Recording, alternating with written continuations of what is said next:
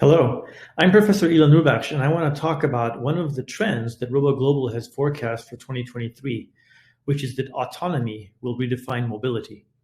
And I want to give you an example to show you that autonomy is actually a complicated concept. It can be about how we optimize systems that include humans, not systems that are just devoid of humans, and that mobility is something we need to think about really broadly. So one of the things that is really exciting about optimization and the field of autonomous optimization is that computers with sensing have the ability to plan ways to control the world around us in such a way that we create efficiencies that were just not possible before. And the example I want to give you has to do with intersections, red lights.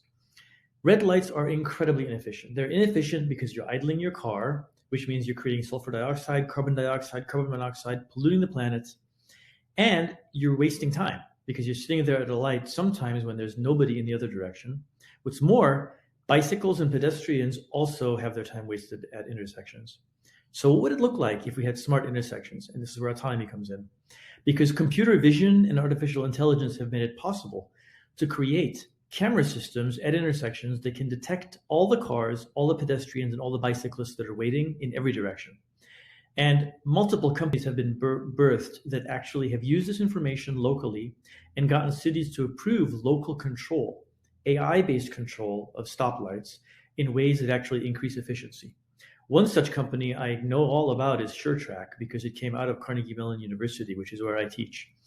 And I have been so pleased to see the growth of that company as an example of what can happen in the world of AI and robotics. When you take robotic sensing and optimization and AI and control and connect it to a real world problem.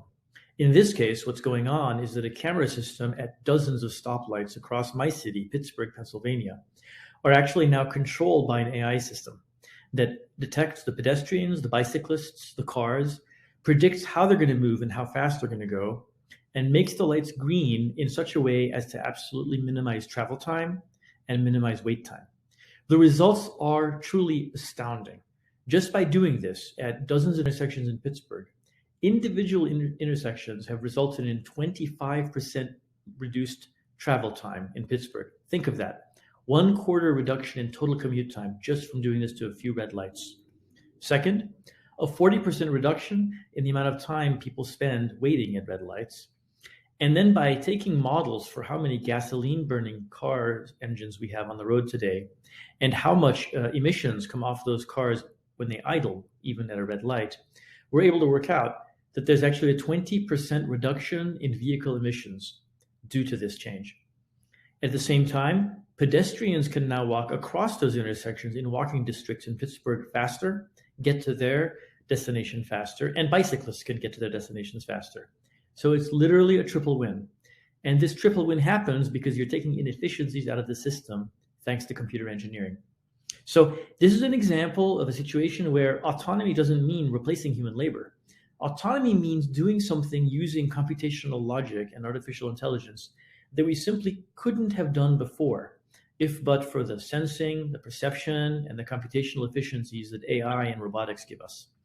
There are myriad opportunities for this kind of efficiency gains in our world, and all of them depend on engineers who are smart and thoughtful, working with city planners and city engineers to find ways to make the systems around us more sophisticated and more efficient so that we can lower our carbon footprint and at the same time increase our quality of life, because it doesn't have to be a trade. Well, I hope you enjoyed that introduction to intersections and red lights. Thank you.